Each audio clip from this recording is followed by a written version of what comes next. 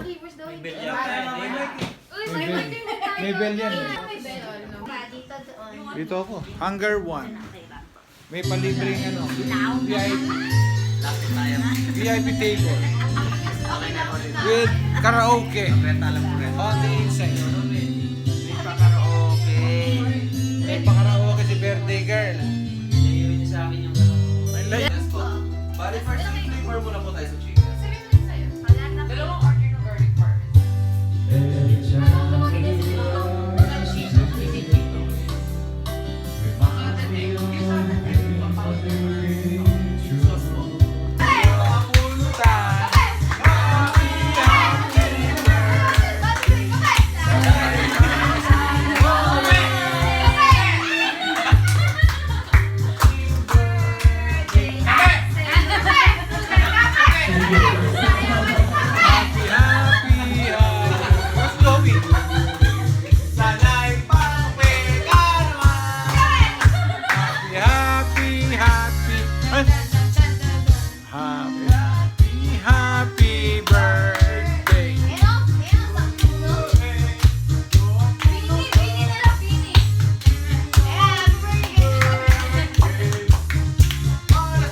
Go kami.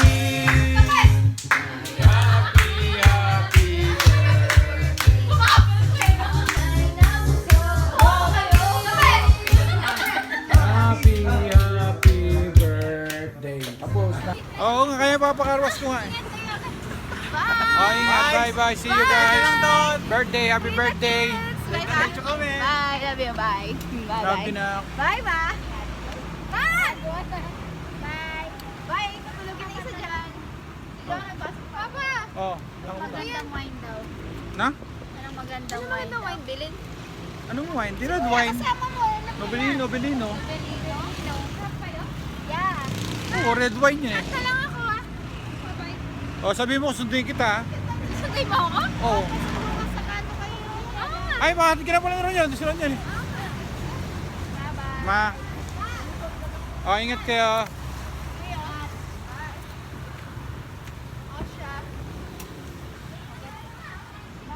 Oh, ingat.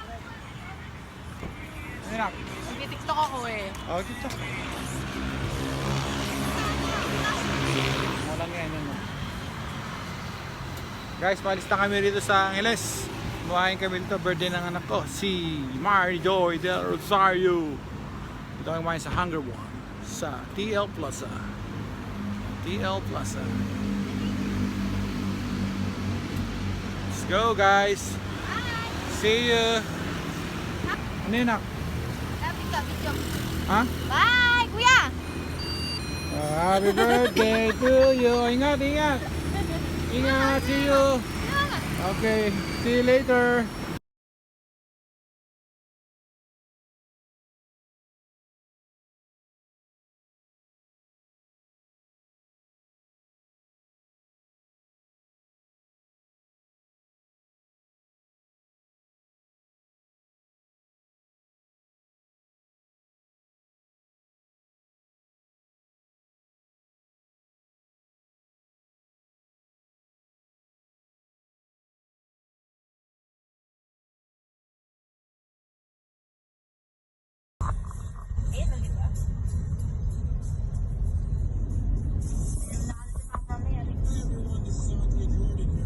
When you're going to Los Angeles, Fernando, going to pass through this one, MacArthur Highway.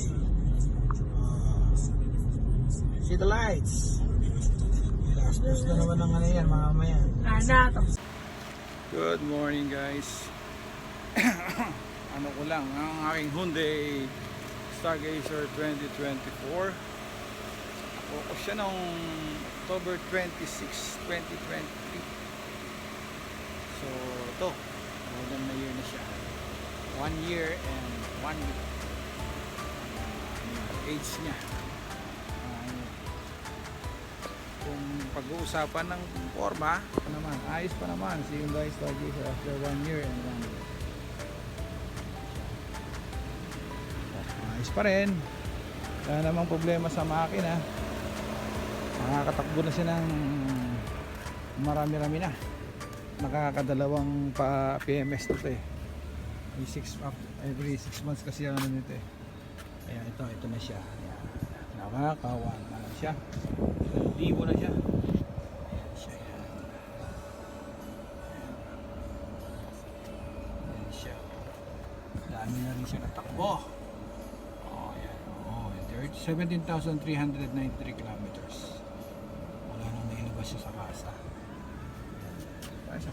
Ano pa rin naman, oh. Ayan siya. Ano pa rin naman, ayan. Si Hyundai Stargazer 2024. Ayan siya. Ay, napalagyan ka na ng sticker to yun. So, ayan.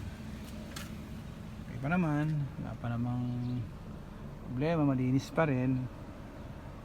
Year pa lang naman mahigit. So guys, tagal ko na akong hindi nakakapag-vlog ng tungkol dito sa Stargazer natin. Okay pa siya. Yung gulong niya, stock pa rin. Hindi pa ako nagpalit. Pati mags. Kaya nagpalit. Yung mga accessories lang nilagay ko dyan. Pero all in all, stock lahat yan. Pati ilaw. Kahit medyo yung ilaw niya pag yung ano medyo malabog siya. Pero okay lang. Yan, pa rin siya. Wala pa rin pinagbago. Siya pa rin yung dati kong Stargazer 2024. Nagkaroon ng konting mga nagkaroon ng mga konting ano. Yan. Nagkaroon ng mga mild lang, maliliit na scratches. Siyempre, normal lang yan. Bumibiyahin, papark saan. Marami narating Baguio. Ilang beses umakit ng Baguio, Cotomine, Zambales. Saan? Manila. Ayan, mga BGC. Babalik-balik sa loob ng isang taon. Ayan.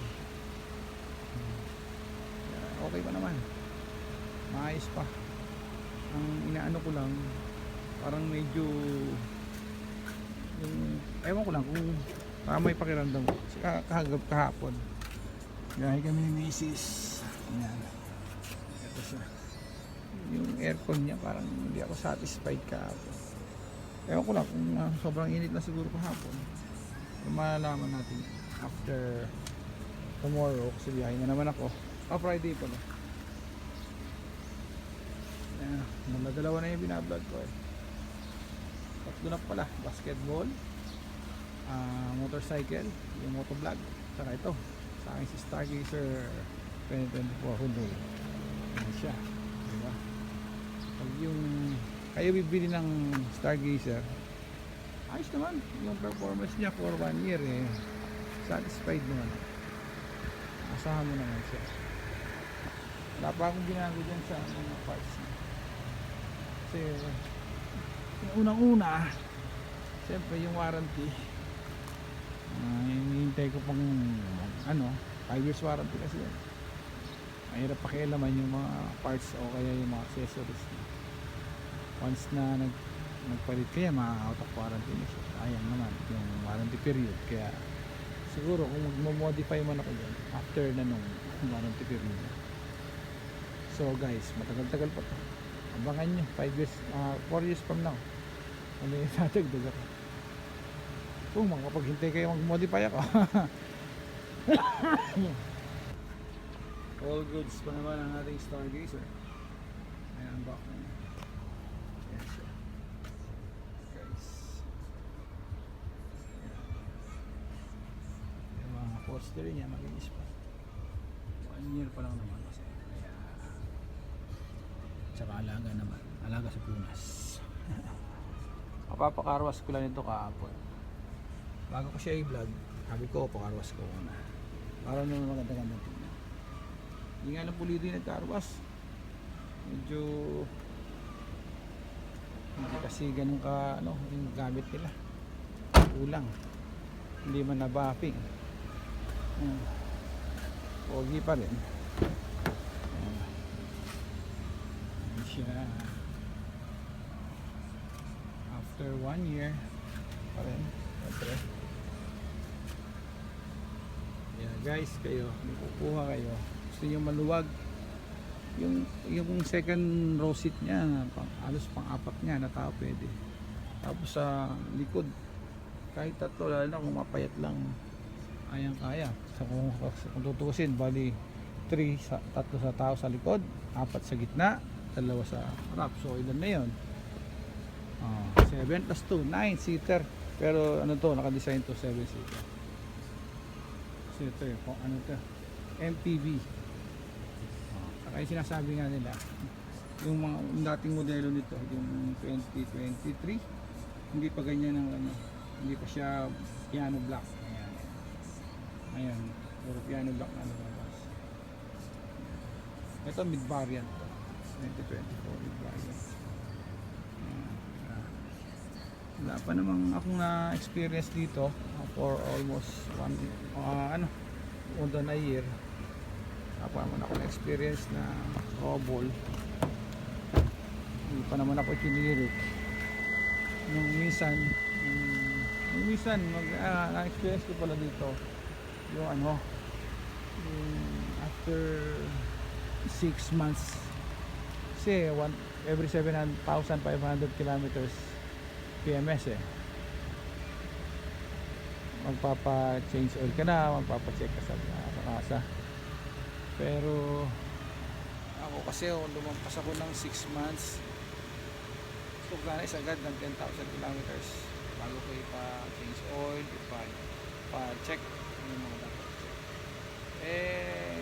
Nung napansin ko pag start ko ng unit, may nag-appear sa monitor sa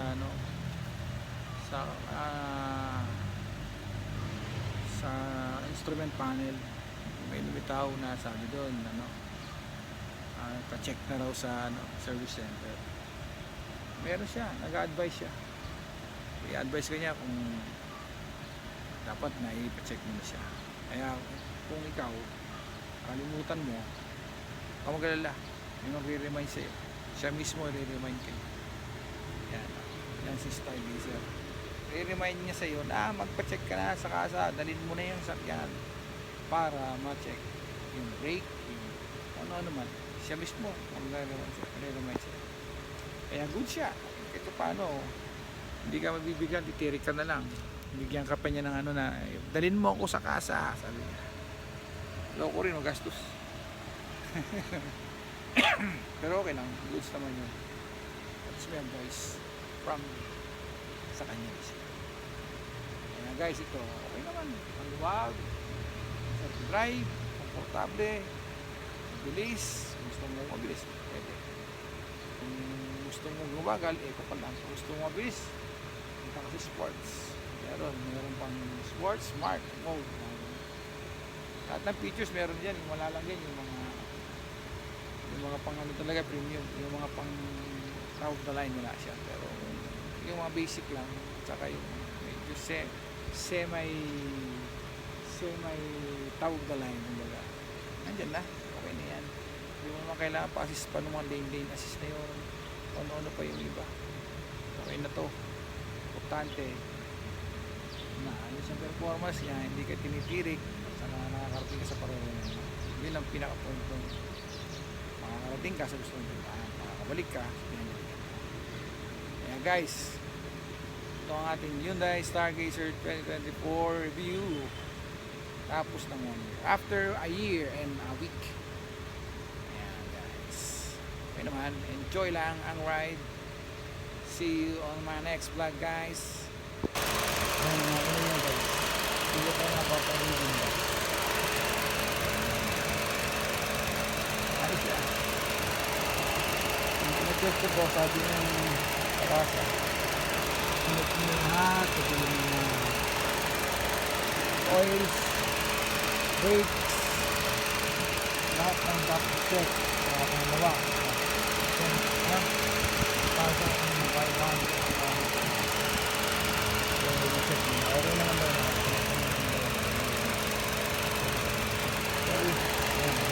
Ito bata rin yun.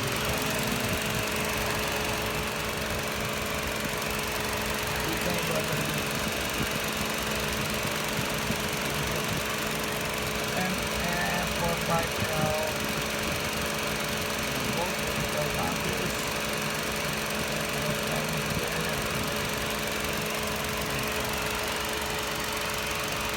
tubig na kailangan. Aircon,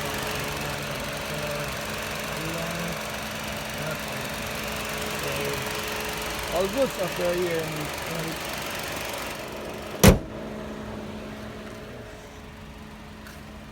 Enjoy na. Mamaya, makinis pa naman. May mga konting scratches eh. Normal naman yung scratches. Hindi na pwedeng hindi ka magkakaroon ng scratches. Pumarata ka nga lang sa mga supermarket o groceries, nadaan na mga bata o kung sino nun, ano naman yun, scratch na naman yun. Yung mugs niya, yun pa rin, star pa rin, star ng Costco, star. Gulong, stock pa rin yan, hindi pa ako nagpalit. Tinek niya sa kasa, yun lang. 4-4 pa rin, okay pa rin. Hindi pa sila nag-rotation, hindi pa niro-rotate yan, yan pa rin yung stock na akala nung sa kasa, i-rotate daw niya. Tapos nung chinek nila, hindi pa, okay pa sir, sabi niya 4 okay, 4 siya sabi na, basta 4-4, parang sabi na all goods, parang gano'n. Kaya yan, i-maintain muna pa rin yung sa harap at sa likod, hindi pa siya nag-rotate. Ayan, siya pa rin. So guys, after a year, may mga encounter ako dito dahil isa ang nagdadrive, yung mga anak ko. Kaya ng konting tama dun sa likod to eh, pero pinaayos ko na sa insurance, sinagot na insurance eh. Dito yan nabungga ng konti dito eh, pero pinalitan yung total to, pinalitan yung likod, yung lift back na yan, pinalitan yan, minentain lang yung ano, yung windows. Okay, kung hinintay yun mga 2 weeks siguro, almost a month yun. Tapos dito nagkaroon ng konting gas-gas dito sa McDonald's eh, yung sa drive-thru dito yata yun, dito sa kalugan. So nung ginawa, ayos naman, ano rin ng insurance. Yun lang naman yung pinaka ano na, sana wala nang mangyari pang mga gano'n, kasi yung mga bata siyempre pinadrive nila. Gusto ko na matuto sila kahit pa paano, hindi ako naging driver. Yan guys, sarap mag drive ng Hyundai Sparkblazer 2024. Yan, enjoy the ride. Kaya kung bibili kayo ngayon 2024, patapos na 24 November na ngayon, so ano to, isa sa mga dapat yung pagpilian, consider nyo to sa pagpipilian nyo. Maayos siya, malamig, pero kami hapon talaga may naramdaman, parang ayun, sobrang init na siguro, galing ako sa init rin. Tapos ano, yung service niya okay naman sa Hyundai Pampanga, maayos sila, hindi sila mahirap kausap. Ewan ko lang ngayon, pero sana hindi na wala na mangyaring incident para wala nang problema, kasi nagpalit ako ng insurance, dating standard, ito eh, standard sa kaso, pero ngayon nagpalit ako, nagpunta akong Alpha, medyo mabigat kasi yung insurance eh. Kami na kami sa Alpha. Guys, ito siya, tandaan nyo ang aking Hyundai Stargazer 2024, nakaka-isang taon at isang linggo na higit. Yan. At ang aking rate sa kanya 10 sa mataas, pinakamataas 10 tayo, siyempre. Comfortability, family use, economy, matipid naman sa gas, saka makasaan sa long travel, malayong biyahe, bigyan nyo bitini sa maraparik na lugar, pwede siya. All in all, good stuff.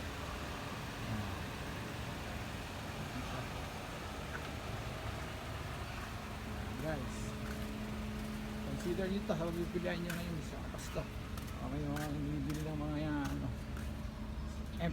MPV. Pero yung aking ano, bagong baby si Aerox 155. Ayan, oh. Yan, review natin uli yan. Tapos yung mga lakad ko, yung mga rides natin ni Mrs. Pag ano siya ang aking OBR si Mrs. Ayan. Ito naman yung aking pinaka tagal na motor, si XRM 110. Ito yung sa anak ko. Ay, pakita. Surprise. Ayan. Si Adby na nasa more than 6 years na. Ayan. More than 6 years ko na ginagamit yan si Adby. Lalo na ito, pinakamatagal to. Matagal na pinakauna na brand new, puro brand new. Kasi puro galing brand new ang nabaslat kasa. Ito si Civic 2013. Yan, ito naman si Adventure 20 ano yan, 2018. Pero 2017 model, acquired 2018. Tapos ito si Stargazer, ano siya, 2024 model, acquired 2013. Na-acquired namin siya 2013, October 2013, pero October 2023, pero ang model niya is 2024. Ayan guys, see you on my next vlog. For now, dyan lang tayo. Stargazer natin. Nice car. Consider nyo siya sa mga pagpipilian nyo. Kung bibili kayo ng sasakyan ngayon 2024, 2025, isa siya sa pwede yung pilihan. Maganda, tapos comfortable, ayos ang performance, at enjoy drive. See you guys on my next vlog. Peace out.